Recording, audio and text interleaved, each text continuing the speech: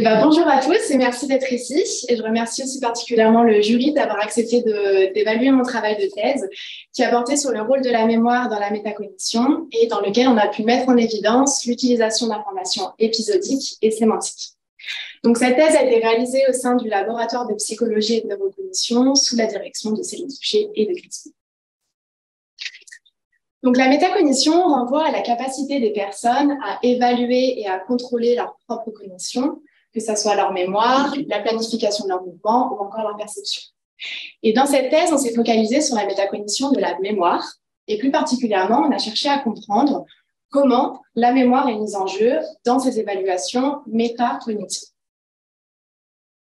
Donc, imaginez que vous racontez à des amis être tombé devant un tableau la dernière fois que vous étiez au musée, mais vous ne vous rappelez plus exactement devant lequel. Pourtant, vous avez le fort sentiment de savoir au feeling of knowing et vous pensez pouvoir vous rappeler cette information avec un petit peu d'aide. Notamment, vous rappelez que c'était un tableau de Van Gogh et après plusieurs propositions faites par vos amis, vous arrivez enfin à vous souvenir qu'il s'agissait de la nuit des tours. Mais dans ma thèse, une des problématiques était de savoir si vous auriez autant pu prédire pouvoir vous en souvenir si vous ne connaissez pas ce tableau, donc vous ne connaissez pas son artiste, ou encore si vous avez une maladie comme la démence sémantique qui vous aurait fait oublier vos connaissances sur ce tableau. Donc, je commencerai par présenter le contexte théorique général de ma thèse. Ensuite, pour des contraintes temporelles, je présenterai seulement 4 des 8 études qui ont été décrites dans le manuscrit. Et je terminerai par présenter les principaux apports de nos résultats avec quelques perspectives. Donc, le modèle de métacognition le plus classiquement décrit dans la littérature est celui de Nelson et Lawrence, qui suppose que les activités cognitives peuvent être divisées en 2 niveaux, avec au niveau objet tous les éléments qui découlent d'un traitement mnésique, comme les souvenirs ou encore les connaissances que l'on a. Et le niveau méta regroupe toutes les représentations subjectives des éléments du niveau objet. Et ce modèle suggère également que les 2 niveaux sont reliés entre eux par des processus, qui sont le processus de monitoring qui consiste à auto-évaluer les performances et le processus de contrôle qui consiste à mettre en place et à adapter ces stratégies pour pouvoir améliorer les performances. Et donc, dans ma thèse, on s'est focalisé sur le processus de monitoring. Et dans les paradigmes classiques, il y a généralement une tâche de mémoire dans laquelle on va poser des questions aux participants qui vont engendrer une réponse de premier ordre et qui va faire appel à des processus mnésiques vu que les participants doivent essayer de récupérer des informations en mémoire. Et pour évaluer le monitoring, on va également leur faire faire une réponse de second ordre, qui est le jugement métacognitif, et qui va donc être un jugement subjectif sur l'exactitude de la réponse de contrôle. Donc, il y a différents types de jugements qui peuvent être étudiés. Notamment, une distinction que l'on peut faire concerne le moment où ces jugements sont faits. Par exemple, les jugements prédictifs sont faits avant les réponses de premier ordre, alors que les jugements rétrospectifs sont faits après les réponses de second ordre. Et dans cette présentation, je mentionnerai notamment les jugements d'apprentissage, ou JOL, qui sont faits au moment de l'encodage d'une information. Je parlerai également des feeling of knowing, donc FOK, et des prédictions de reconnaissance, donc POR, qui sont des prédictions qui sont faites au moment de la récupération en mémoire. Et je mentionnerai également donc, les jugements rétrospectifs de confiance, donc RCJ sur les diapositives. Pour évaluer les compétences de monitoring, plusieurs mesures peuvent être utilisées. Et je parlerai notamment de la magnitude, qui est la valeur moyenne des jugements, et de la sensibilité métacognitive, qui est la capacité à discriminer les essais corrects et incorrects. C'est-à-dire, est-ce que généralement, les participants sont plutôt très confiants dans les essais qu'ils ont réussis par rapport aux essais qu'ils ont échoués. Donc ça permet de faire la comparaison entre les jugements subjectifs faits par les participants et leur performance réelle à la tâche de mémoire. Donc, selon la théorie d'utilisation d'indices, les jugements métacognitifs seraient inférentiels. C'est-à-dire que les personnes utiliseraient différents types d'indices pour estimer l'exactitude d'un souvenir, passé ou futur.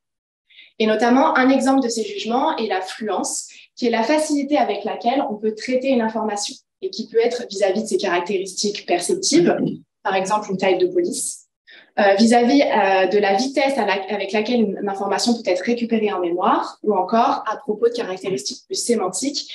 Et dans ces cas-là, on parlera de la fluence conceptuelle, qui est donc la facilité avec laquelle on peut traiter une information selon qu'elle est congruente ou non avec les connaissances qu'on a sur cette information.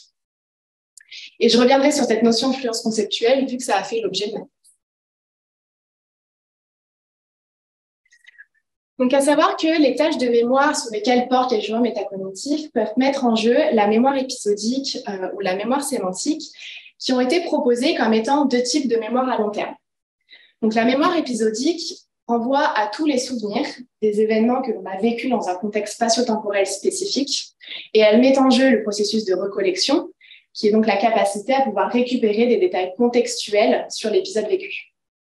Et d'un autre côté, la mémoire sémantique regroupe toutes les connaissances générales qu'on a sur le monde. Donc, c'est la mémoire des concepts et des liens entre ces différents concepts. Et ces deux types de mémoire ne mettent pas en jeu les mêmes processus et reposeraient sur certaines aires cérébrales qui sont distinctes. Mais d'un point de vue plus expérimental, la principale différence entre ces types de tâches, c'est que dans les tâches épisodiques, il y a une phase d'encodage dans laquelle les participants vont devoir apprendre de nouvelles informations, comme des paires de mots, par exemple. Alors, pour les tâches sémantiques, on va directement les tester sur des connaissances qu'ils avaient ou pas avant l'expérimentation. Et cette distinction entre tâches de métacognition épisodique et sémantique, elle nous semblait importante, puisque ça rejoint une question qui est d'actualité dans le champ de la métacognition, qui est de savoir si le monitoring est plutôt général ou plutôt spécifique. C'est-à-dire, est-ce que les processus et les indices qui sont utilisés pour ces jugements dépendent du type de jugement, donc dépendent du moment où ces jugements sont faits, voire même est-ce que ça dépend ou pas du type de mémoire qui est testé, qui est évalué dans la tâche de premier rang. Et la littérature sur ce sujet suggère que les jugements rétrospectifs de confiance seraient plutôt généraux, alors que les jugements prédictifs, et notamment ceux qui sont faits au moment de la récupération en mémoire, comme le filet learning, seraient plus spécifiques. Et cette spécificité, elle a notamment été montrée par une distinction dans certaines populations, comme dans le vieillissement sain ou encore la maladie d'Alzheimer, dans lesquelles on observe un déclin de la sensibilité métacognitive sur les tâches épisodiques, mais une préservation de cette sensibilité sur les tâches sémantiques. Et il y a également d'autres travaux qui ont montré une distinction plus neurofonctionnelle, puisque les jugements, les feeling of knowing notamment épisodiques et sémantiques, ne recrutaient pas exactement les mêmes sensibilités. Mais pourquoi il y a cette spécificité et quel est le rôle de la mémoire? Donc, ce lien entre performance mnésique et métacognition, il peut se jouer à plusieurs niveaux, notamment au niveau de la mesure de la sensibilité, puisqu'il y a une sorte d'effet confondu vu que la performance de premier ordre est également prise en compte dans le calcul de la sensibilité. Et généralement, on observe une meilleure sensibilité métacognitive sur les tâches qui sont plus faciles.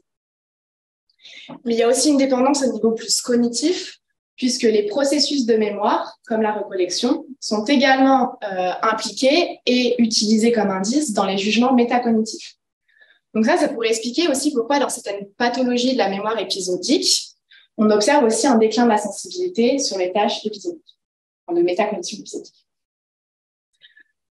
Sauf que ce lien entre mémoire et métacognition, il n'est pas systématique, et notamment, il y a d'autres pathologies, comme dans l'amnésie, par exemple, où il y a un déficit de mémoire épisodique, sans pour autant qu'il y ait de déficit au niveau métacognitif, même sur les tâches épisodiques.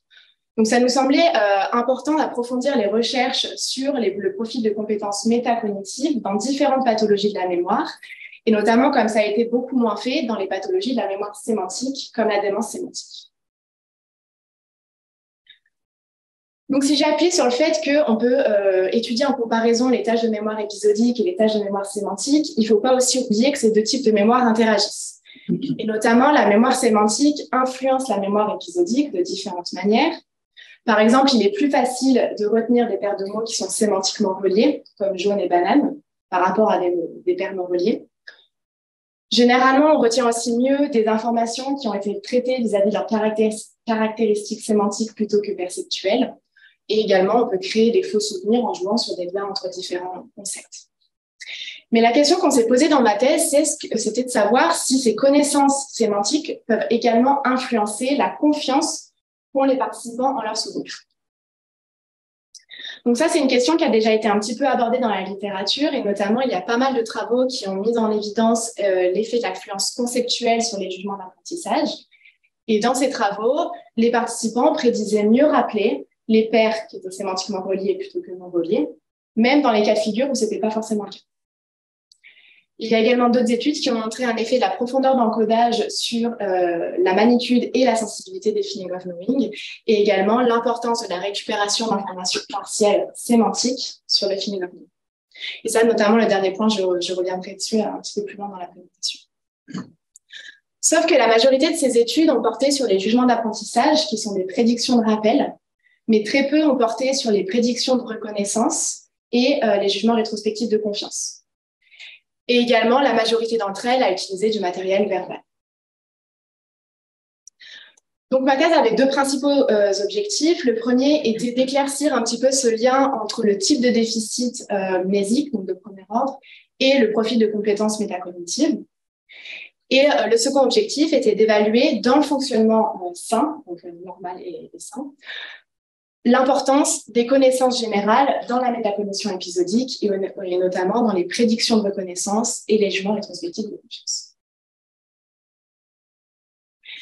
Donc, je présenterai l'étude du chapitre 5 qui répondait au premier objectif et je présenterai également deux études du chapitre 6 et une étude du chapitre 7 qui répondait au second objectif. Et je commencerai par présenter le projet MetaDem dans lequel on a cherché à évaluer la métacognition dans la démence sémantique. Donc, la démence sémantique, c'est une pathologie neurodégénérative rare qui appartient à la classe des démences frontotemporales avec la variante comportementale et l'aphasie primaire progressive non fluente et qui se caractérise par une perte progressive des connaissances sémantiques et des concepts, notamment résultant d'une altération au niveau du lobe temporal antérieur. Et malgré ça, ces personnes montrent une préservation des aspects notamment non-verbaux de la mémoire épisodique. Donc, ces personnes arrivent généralement bien à se rappeler ce qu'elles ont fait la veille, voire la semaine d'avant, mais elles n'arrivent plus à identifier certaines personnes, voire certains objets, et même certains objets. Mais il y a assez peu d'études qui ont porté sur la métacognition dans les DFT, et la majorité d'entre elles sont focalisées sur la variante comportementale, et elles montrent un déficit métacognitif dans cette pathologie. Mais à notre connaissance, une seule étude avait porté sur la métacognition dans la démence sémantique et celle-ci semble suggérer un déficit moins étendu dans cette variante que dans la variante comportementale. Il était nécessaire de réaliser d'autres travaux pour utiliser des paradigmes plus contrôlés pour avoir une meilleure idée du profil de compétences métacognitives dans cette pathologie. Dans les maladies neurodégénératives de la mémoire, donc la majorité des études a porté sur la maladie d'Alzheimer, qui touche principalement la mémoire épisodique, notamment dans les stades les plus précoces. Et on observe un fractionnement dans cette pathologie, puisqu'on observe un déclin de la sensibilité sur les tâches de feeling of knowing épisodiques, qui pourraient résulter du déficit de reconnexion, malgré une préservation de la sensibilité sur les tâches sémantiques, les jugements rétrospectifs de confiance et les jugements d'apprentissage. Donc, le but de notre projet, c'était d'étudier la métacognition dans une pathologie de la mémoire sémantique. Donc, pour ça, on a comparé des patients démence sémantique à des contrôles. Et un second objectif était de mieux définir la relation entre le type de déficit mnésique, donc épisodique ou sémantique, et le profil de compétences métacognitives. Et donc, pour ça, on a comparé les patients démence sémantique à des malades d'Alzheimer. Donc, on a recruté 13 patients ayant reçu un diagnostic de démence sémantique dans 3 CHU français, 20 contrôles qui étaient appariés en âge et 7 malades d'Alzheimer. Sachant que les deux groupes de patients ont réalisé un bilan neuropsychologique qui a permis de confirmer que le déficit sémantique était plus étendu chez les patients démence sémantique que chez les malades d'Alzheimer, avec un pattern inverse sur les tâches de mémoire épisodique visuelle. Donc, comme il n'y avait pas eu d'études qui avaient utilisé ce type de paradigme dans cette pathologie, on voulait avoir une idée d'ensemble du profil de compétences métacognitives. Donc, les participants ont réalisé 4 types de tâches. 2 tâches de jugement prédictif et 2 tâches de jugement rétrospectif, sachant que chacun de ces types de jugements a été fait dans une tâche de premier ordre épisodique et dans une autre sémantique. Donc, dans les tâches de prédiction, les participants devaient prédire sur une échelle allant de 0 à 10 à quel point ils étaient certains de pouvoir reconnaître une image par la suite. Ça ne marche plus. Sachant que dans la tâche épisodique, il s'agissait de reconnaître l'image qui complétait une paire, donc ici la carotte avec le moto, qui avait été apprise dans une phase d'encodage. Dans la variante sémantique, il s'agissait de reconnaître une image qui correspondait à un mot, comme ici le mot marteau. Au niveau des tâches de jugement rétrospectif, les participants, cette fois, devaient d'abord identifier, sélectionner un visage parmi deux propositions et indiquer ensuite, toujours sur une échelle de 0 à 10, à quel point ils étaient certains d'avoir sélectionné le bon visage. Donc, dans la variante sémantique, il s'agissait de sélectionner le seul des deux visages qui avaient été appris dans la phase d'encodage. Et dans la variante sémantique, il s'agissait de reconnaître la personne célèbre qui correspondait à un mot-clé. Donc, ce mot-clé, c'était généralement une nationalité ou une profession. Et pour essayer d'équilibrer les performances de premier ordre entre les groupes, on a créé plusieurs versions des tâches. Notamment dans les versions épisodiques, puisque les malades d'Alzheimer ont des difficultés à prendre de nouvelles informations, ils ont vu les items pendant un petit peu plus longtemps que les contrôles et les demandes sémantiques dans les phases d'encodage. Pour les tâches sémantiques, des études pilotes ont permis de créer des tâches de difficultés différentes, avec des tâches plus faciles pour les patients déments sémantiques et des tâches un petit peu plus compliquées pour les contrôles et les malades d'Alzheimer.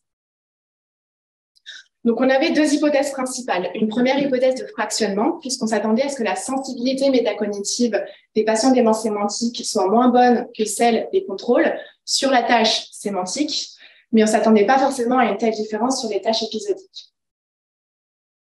Et on faisait également une hypothèse de double dissociation, puisqu'on s'attendait à ce que cette sensibilité métacognitive des patients déments sémantiques soit également moins bonne que celle des malades d'Alzheimer sur les tâches sémantiques, notamment de prédiction, avec un pattern cette fois inverse sur les tâches épisodiques.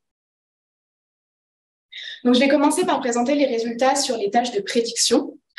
Donc, les groupes sont représentés en différentes couleurs, avec les résultats de la tâche épisodique à gauche et les résultats de la tâche sémantique à droite.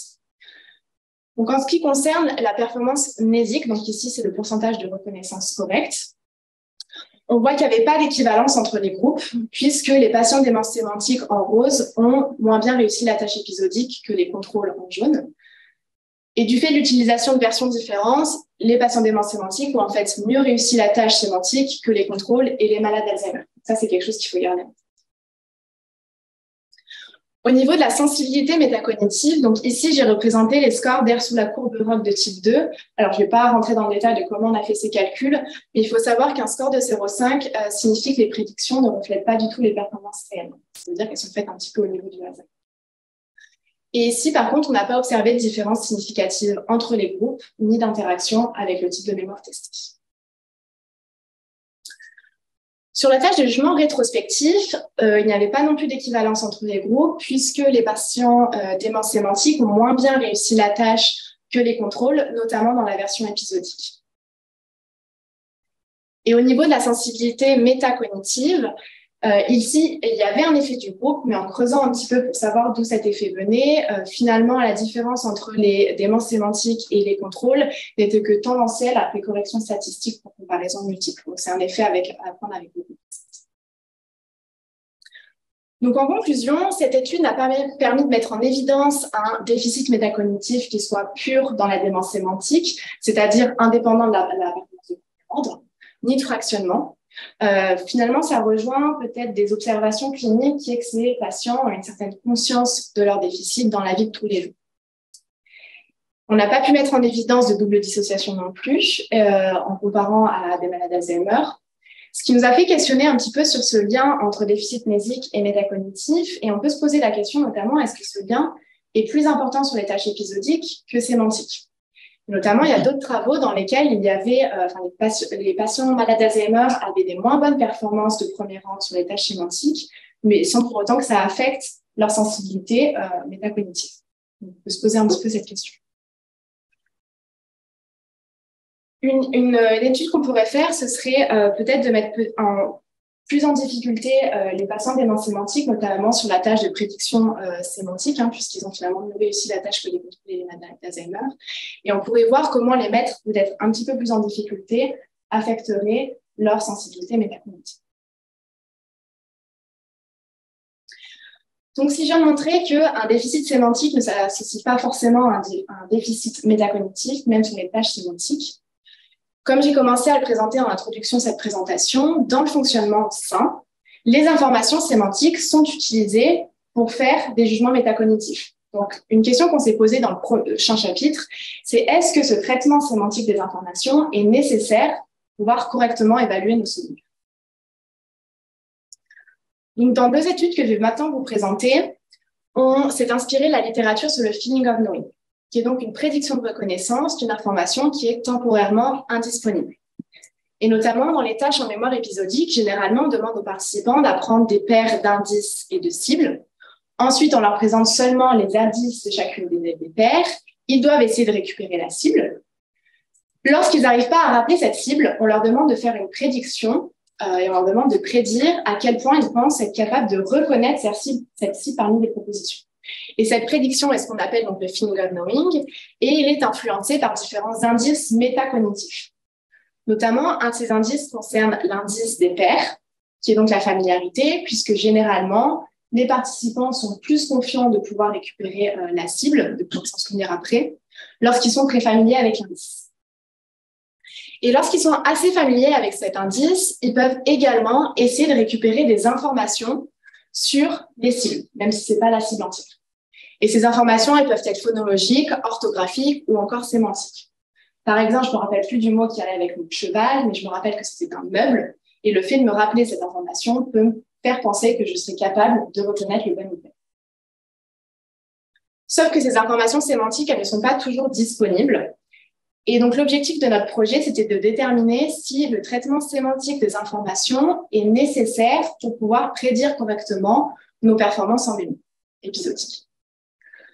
Donc, pour ça, on a utilisé des pseudomots, qui sont des suites de lettres qu'on peut lire, mais qui ne veulent rien dire en français et pour lesquelles on n'a pas de représentation préexistante, dans un paradigme de prédiction de reconnaissance qui ressemble à celui du feeling of knowing, mais juste dans lequel on ne demande pas explicitement aux participants d'essayer de récupérer la cible au moment de faire leur prédiction.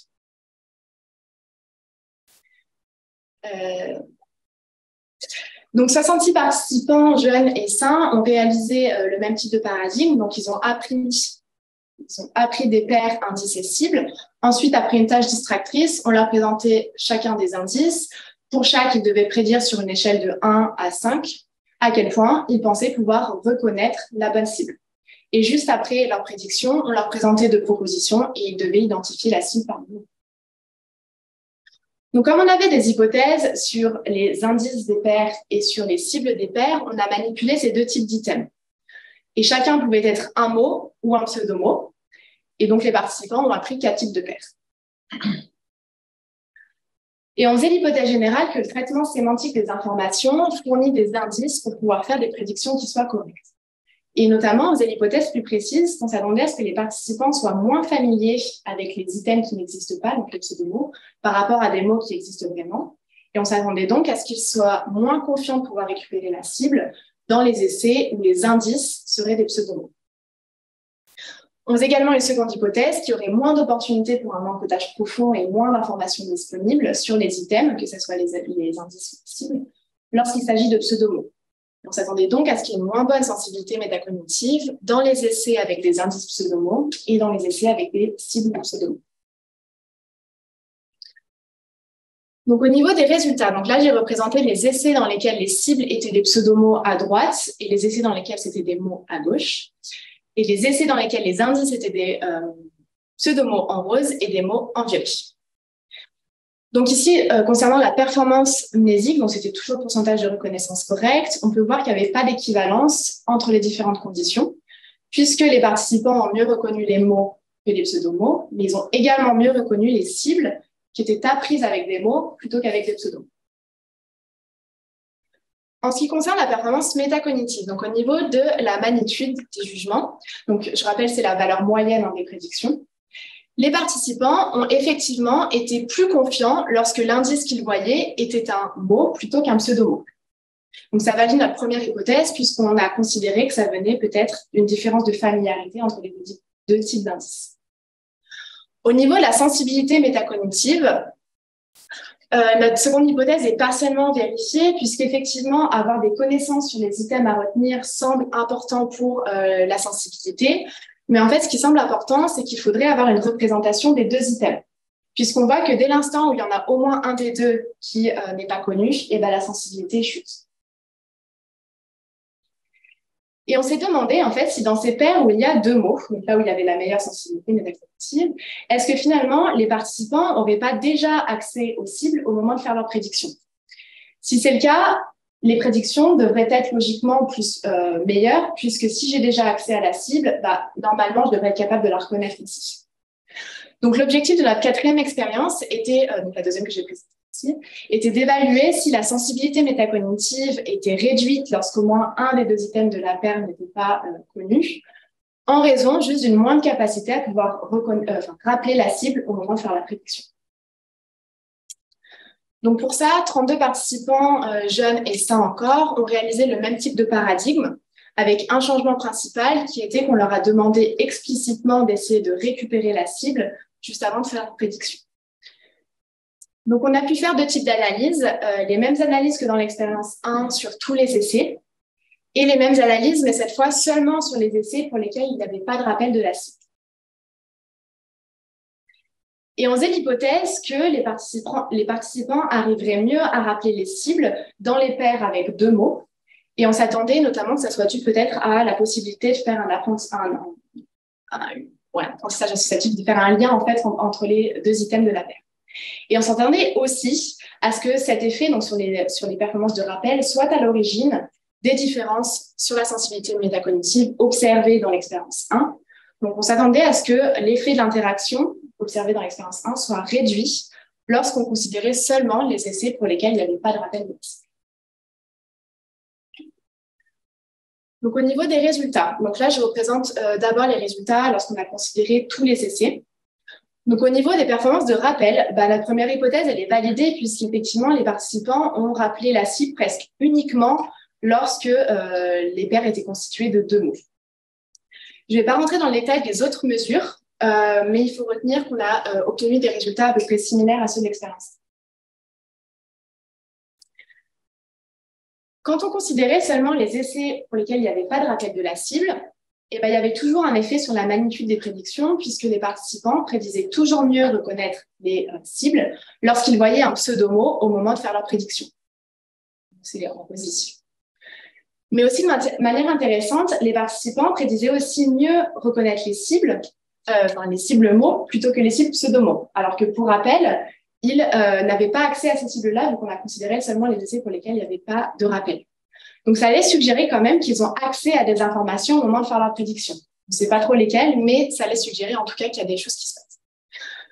Au niveau de la sensibilité, en fait, lorsqu'on considérait seulement les essais sans rappel, il n'y avait plus aucun effet significatif sur la sensibilité métacognitive.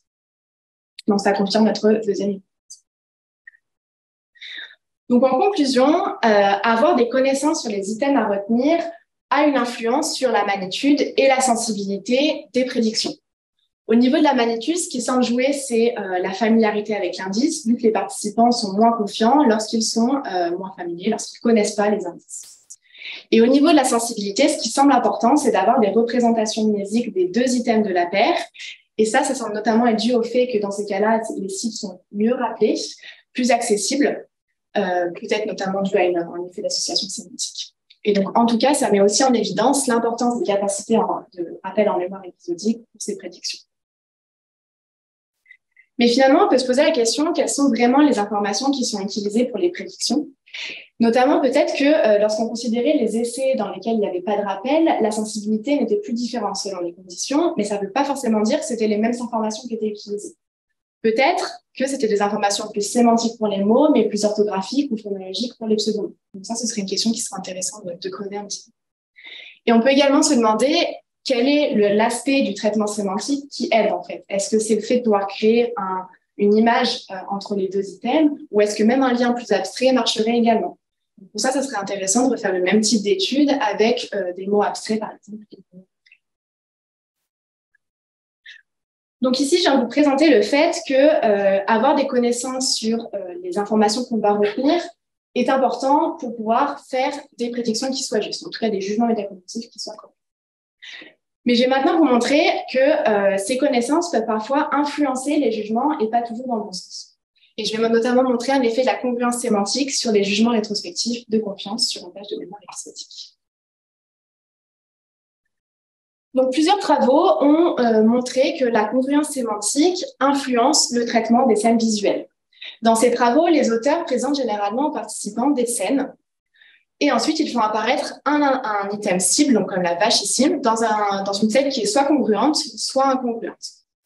Et ces travaux ont montré, donc les participants doivent généralement détecter le plus rapidement possible lorsque l'item apparaît et ils doivent parfois essayer de dénommer l'item, donc l'identifier. Donc, ces travaux ont montré que les cibles incongruentes sont généralement détectées plus rapidement que les cibles congruentes, mais à l'inverse, les cibles congruentes sont mieux identifiées que les cibles incongruentes. En tout cas, ça montre qu'il est possible d'utiliser l'effet de congruence sémantique pour pouvoir jouer sur l'affluence conceptuelle. Donc, l'objectif de notre projet, c'était d'étudier l'effet de fluence conceptuelle des cibles et des distracteurs au moment du test de mémoire sur les jugements rétrospectifs de confiance. Donc pour ça, dans une étude en ligne, 77 participants jeunes et sans pathologie ont dû mémoriser des items. Ensuite, après une tâche distractrice, on leur présentait 2 scènes. Une scène dans laquelle il y avait une cible et une scène dans laquelle il y avait un distracteur. Donc, les participants devaient sélectionner la scène qui contenait la cible et ensuite indiquer à chaque fois à quel point ils étaient certains d'avoir sélectionné la bonne scène. Et on a manipulé la congruence des scènes, donc à la fois celles qui contenaient les cibles et celles qui contenaient les distracteurs de manière indépendante. Donc elles étaient soit congruentes, soit incongruentes avec l'item qu'elles contenaient. Et donc on a bien vérifié dans une étude pilote que ces scènes étaient considérées comme étant congruentes ou incongruentes par la majorité des personnes. Et on faisait l'hypothèse que la congruence relative entre celle des cibles et des distracteurs influencerait les jugements des personnes. Notamment, on s'attendait à ce que dans les essais dans lesquels les cibles étaient présentées dans un contexte incongruent, mais les distracteurs dans un contexte congruent, les distracteurs seraient plus facilement traités, malgré le fait que les cibles qui ont déjà été vues avant devraient être plus familières. On s'attendait à ce que ce conflit crée une réduction de la confiance chez les participants. Et à l'inverse, dans les essais dans lesquels les cibles étaient congruentes et les distracteurs incongruents, les cibles devraient être plus facilement traitées et également plus familières. Donc, on s'attendait à ce que ce soit la condition dans laquelle les participants devraient être les plus confiants. Donc, au niveau de la performance en mémoire, donc ici, j'ai représenté les essais dans lesquels la cible était congruente à gauche et incongruente à droite, et les essais dans lesquels les distracteurs étaient congruents en bleu et incongruents en violet. Donc, sur le pourcentage de reconnaissance correcte, on peut voir qu'il n'y avait pas d'effet de la congruence sur la performance de premier ordre, donc sur la performance en mémoire. Par contre, il y avait un effet de la congruence sur la magnitude des jugements, mais pas dans le sens dans lequel on s'attendait. Ce qui semble avoir joué, c'est la congruence de distracteur, puisque les participants étaient moins confiants d'avoir donné la bonne réponse lorsque le distracteur était incongruent plutôt que congruent, ce qui va finalement indiquer à l'inverse de ce à quoi on s'attendait. Donc, en conclusion, on a créé une sorte d'illusion métacognitive puisqu'on a montré un effet de la congruence sémantique sur les jugements de confiance, sans pour autant que cette manipulation impacte la performance mnésique. Et ce n'est pas la différence de fluence ou de congruence, en tout cas entre la cible et le distracteur qui semble avoir joué, mais simplement la congruence du distracteur. Alors, une hypothèse qu'on peut faire, c'est que finalement, la cible a déjà été vue avant. Donc, qu'elle soit présentée dans un contexte congruent ou incongruent, ça ne va pas forcément affecter les participants. Par contre, les distracteurs, eux, n'ont jamais été vus avant, donc ils sont vus pour la première fois dans le test. Donc peut-être que lorsqu'ils sont présentés dans un contexte incongruent, ils sont moins bien identifiés. Donc peut-être que ce serait à l'origine de la réduction des temps de réponse qu'on a observé dans l'étude, et peut-être que cet effet de disfluence, de ralentissement du temps de réponse, soit à l'origine de la réduction également de la confiance. Mais ce serait intéressant de creuser cette question, notamment de savoir finalement quels sont les indices qui sont sous-jacents à cet effet. Est-ce que c'est simplement des croyances naïves ou des théories que les participants ont? Peut-être qu'ils s'attendaient simplement à ce que la congruence affecte réellement leur performance, donc ils ont ajusté leur confiance en conséquence. Ou est-ce que ça vient vraiment d'une expérience subjective de disfluence qui les aurait affectés dans leur confiance? Ça, c'est une question qu'on peut se poser. Donc, en résumé, ma thèse a permis de mettre en évidence plusieurs rôles de la mémoire dans la métacognition, notamment en ce qui concerne le lien entre le type de déficit de premier ordre et les capacités métacognitives. Pour rappel, de précédents travaux avaient déjà montré que dans certaines populations dans lesquelles on observe un déclin de la mémoire épisodique, On observe également un déclin de la sensibilité sur les tâches épisodiques, notamment de prédiction. Et donc, nous, on voulait voir ça dans une pathologie de la mémoire sémantique. Et donc, le projet Métadem n'a pas pu mettre en évidence ce lien-là, puisque le déficit sémantique ne s'associait pas à un déficit métacognitif, que ça soit sur les tâches sémantiques, mais même épisodiques, avec des jugements rétrospectifs ou prédictifs. Donc, ça montre encore une fois que ce lien entre mémoire et métacognition, il est complexe. Donc, c'est important vraiment d'approfondir un peu les recherches là-dessus dans différentes pathologies pour essayer vraiment de comprendre un peu ce qui se passe au niveau de ces jugements métacognitifs. En ce qui concerne l'importance des connaissances générales dans la métacognition épisodique, on a pu mettre en évidence différentes influences de ces connaissances sur les jugements métacognitifs. Notamment, dans le chapitre 6, on a pu montrer une influence indirecte de ces connaissances, puisque le traitement sémantique semble influencer la récupération des informations en mémoire épisodique, et que le fait de pouvoir récupérer ces informations va ensuite influencer la confiance qu'ont les participants. Et donc, lorsqu'on bloque, en tout cas lorsque ce traitement sémantique n'est plus possible, il y a moins d'informations qui sont récupérées, et donc ça influence la magnitude des jugements, mais aussi la sensibilité des jugements. Et on a également montré dans ce chapitre-là une influence plus directe des connaissances, notamment au niveau de l'indice des pairs, puisque les participants semblaient moins confiants simplement quand ils voyaient un indice qu'ils ne connaissaient pas au moment de faire leur prédiction. Et on a également montré une influence des connaissances sur les jugements rétrospectifs de confiance, qui soit plus directe, puisqu'on a observé un effet de congruence, notamment du distracteur sur les jugements de confiance, sans que ça ait influencé les performances de rappel, enfin de reconnaissance dans les performances. Donc, je voudrais maintenant vous présenter quelques perspectives envisageables vis-à-vis de ces travaux. Notamment, un point qui me semble un peu important, c'est que quand on évalue la métacognition dans les pathologies, on peut avoir deux points de vue. D'un point de vue plus clinique, l'objectif serait de mieux refléter les difficultés rencontrées dans la vie de tous les jours par les patients. Et dans cette optique-là, ce serait intéressant de refaire le même type d'études, donc avec les patients démence sémantique notamment, mais cette fois en mettant les patients un petit peu plus en difficulté, c'est-à-dire faire ressortir la déficit sémantique un petit peu plus, notamment sur la tâche de premier rang, pour voir comment ça pourrait affecter leur sensibilité au niveau métacognitif. Mais d'un point de vue plus fondamental, l'objectif est ici de tirer des conclusions sur les compétences métacognitives qui soient pures, c'est-à-dire indépendamment de la performance de premier ordre. Et dans cette optique-là, ce serait du coup intéressant de mieux harmoniser les performances de premier ordre entre les différents groupes. Ce qu'on a cherché à faire, parce que finalement n'a pas été fait de la meilleure façon, donc ça pourrait être intéressant de réfléchir à d'autres façons de faire ça. Mais selon moi, ces deux types d'approches, elles ne sont pas contradictoires, mais elles sont vraiment complémentaires et ça permet juste de répondre à des questions qui sont différentes. Il y a également un aspect de la relation entre mémoire et métacognition qui a été peu abordé dans ma thèse, qui est de savoir quels sont déjà les indices qui sont utilisés dans les tâches de métacognition sémantique. Est-ce qu'il y a des indices qui sont spécifiques aux tâches sémantiques qui sont moins utilisés dans les tâches épisodiques? C'est une question qui reste un petit peu en suspens. Et aussi, un point qui m'avait un petit peu interpellée quand je lisais la littérature sur la mémoire sémantique, qui est l'importance de la modalité de test, donc aussi dans cette optique de comprendre si le monitoring est plutôt général ou spécifique, ça pourrait être intéressant de tester les capacités métacognitives dans des tests de modalités différentes, par exemple verbales ou visuelles ou encore auditives, etc. On peut imaginer d'autres choses. Ça a déjà été un petit peu fait en métaperception, en comparant par exemple les modalités tactiles à des modalités plus visuelles. Et donc ça, c'est un point que j'ai déjà commencé à aborder, mais ce serait intéressant de creuser un petit peu l'origine de cet effet de la congruence sémantique sur les jugements. Est-ce que finalement ça vient de croyances naïves pour les participants ou est-ce que ça vient plutôt d'expériences subjectives?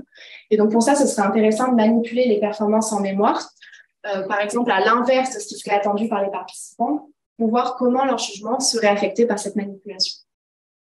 Et pour rejoindre un peu encore cette question de domaine généralité des jugements, ça pourrait être aussi intéressant de comparer l'effet de congruence dans une même tâche sur les jugements rétrospectifs et les jugements prédictifs en faisant cette manipulation, par exemple, à différents moments de la tâche. Donc, il me reste à remercier toutes les personnes avec qui j'ai collaboré et qui ont permis à ces différents projets de voir le jour et également tous les participants de cette étude. Voilà, merci.